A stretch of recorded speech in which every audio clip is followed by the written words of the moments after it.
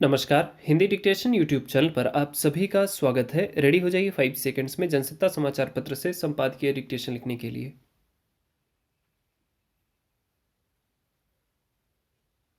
एक बार फिर किसान अपनी मांगों की याद दिलाने दिल्ली के रामलीला मैदान पहुंचे।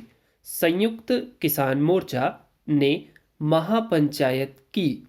उसके प्रतिनिधि कृषि मंत्री से मिले और उन्हें याद दिलाया कि जिन वादों के साथ किसान आंदोलन समाप्त हुआ था उनमें से एक भी वादा पूरा नहीं हो पाया है।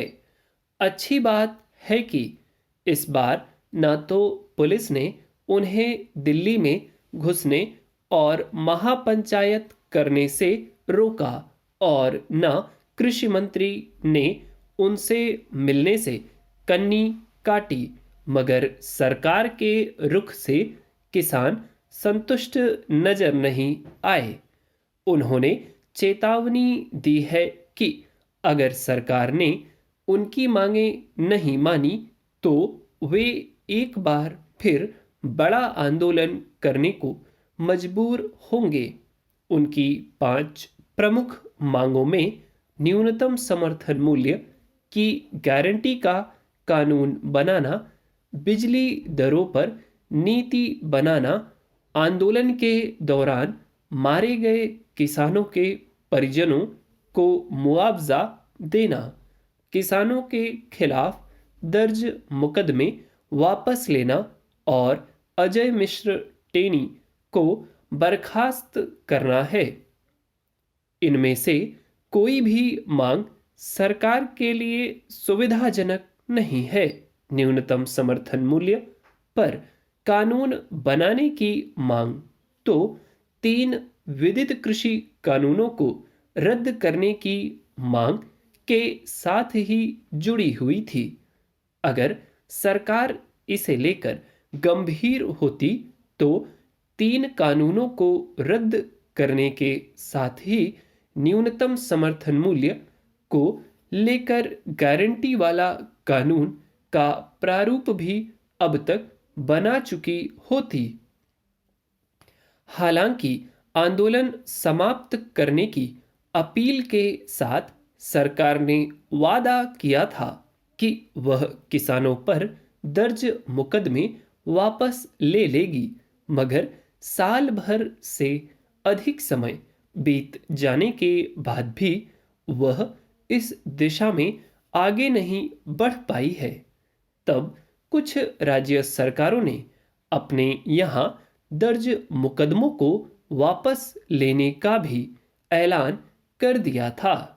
जहां तक मुआवजे की बात है, सरकार शुरू से कहती आ रही है कि मारे गए किसानों का वास्तविक आंकड़ा उसके पास नहीं है, इसलिए मुआवजे की बारे में कोई फैसला नहीं किया जा सकता। गृह राज्य मंत्री को बर्खास्त करने को लेकर वह कतई तैयार नहीं होगी। तमाम अदालती कड़ाइयों के बावजूद वह उन्हें बचाए हुए है और किसानों की यह मांग वह इतनी सहजता से मान लेगी, कहना मुश्किल है। दरअसल साल से अधिक समय गुजर जाने के बाद भी सरकार किसानों की मांगों पर चुप्पी साधे हुई है, इसलिए स्वाभाविक ही उनमें रोष है। वे ठगा हुआ महसूस कर रहे हैं। हालांकि संयुक्त किसान मोर्चा ने आंदोलन से वापस लौटते वक्त भी कहा था कि उसके लोग कुछ दिनों के लिए छुट्टी पर जा रहे हैं।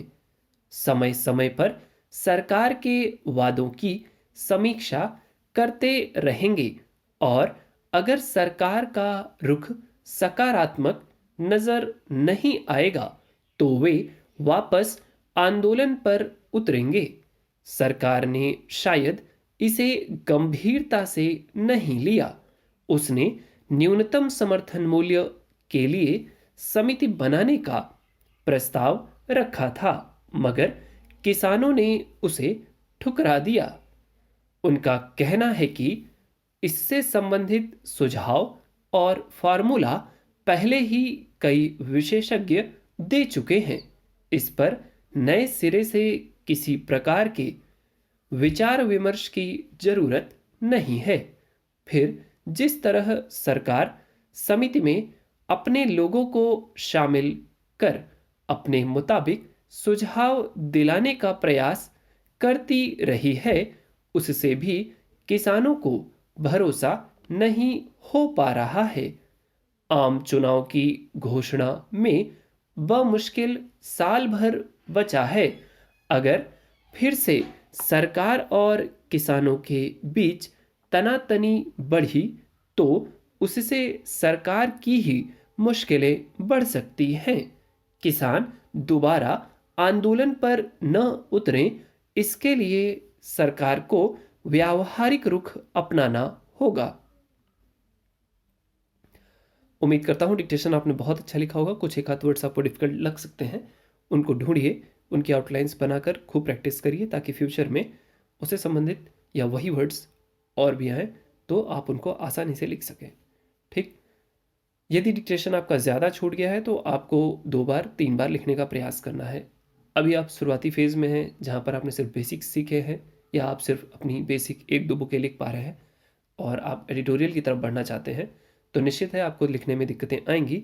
तो उसके लिए आपको परेशान नहीं होना, बस आपको रेगुलर प्रैक्टिस करते रहना है। सब्जेक्ट ऐसा है जहाँ आपकी डेली थोड़ी बहुत इन्वेस्टमेंट चाहिए होती है समय की।